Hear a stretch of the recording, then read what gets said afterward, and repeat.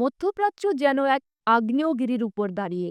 ইরানের পারমাণবিক স্থাপনায় ইসরায়েল ও যুক্তরাষ্ট্রের যৌথ হামলার জবাবে পাল্টা আক্রমণ করে ইরান। কিন্তু আশ্চর্যজনকভাবে এত বড় সংঘাতে কোনো মার্কিন নাগরিক নিহত হননি। বিশ্লেষকদের মতে যুদ্ধ থেমেছে, কিন্তু উত্তেজনা এখনো ধুমায়িত।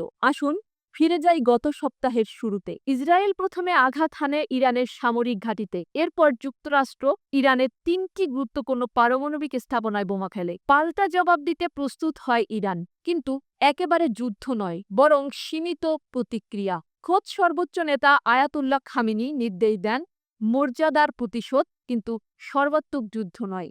এরপর বিপ্লবী গার্ড বাহিনী বেছে নেন কাতারের মার্কিন ঘাঁটি, এই অঞ্চলের সবচেয়ে বড় মার্কিন সামরিক ঘাঁটি।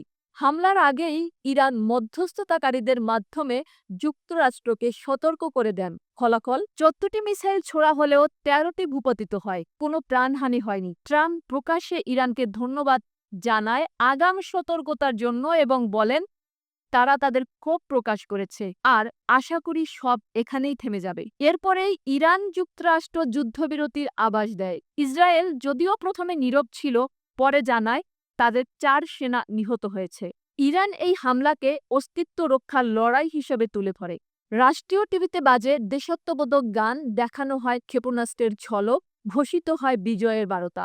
অন্যদিকে ইরানের পররাষ্ট্রমন্ত্রী আব্বাস আরাগচি সফর করেছেন তুরস্ক, রাশিয়া, তুর্কমেনিস্তান, চেষ্টা করছেন কূটনৈতিক সমাধানের। তবে বাস্তবতা ভিন্ন। অর্থনৈতিক চাপ চরমে, ব্যবসা বাণিজ্য থেমে গেছে, জনগণের ক্ষোভ বাড়ছে।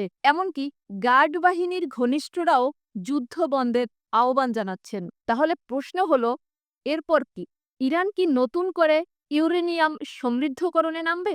গোপনে আরেক হামলার প্রস্তুতি নিচ্ছে? নাকি যুক্তরাষ্ট্রকে আলোচনায় বসাতে চাইছে নিষেধাজ্ঞা শিথিলের আশা? বিশ্লেষকরা বলছেন এটা ছিল কৌশলগত পাল্টা জবাব, কিন্তু যুদ্ধ এখনো শেষ নয়। ৩ পক্ষই নিজেদের বিজয় দাবি করছে, কিন্তু সত্যিকার অর্থে এই লড়াইয়ে জয়ী হলো কে? আপনার মতামত জানান কমেন্টে।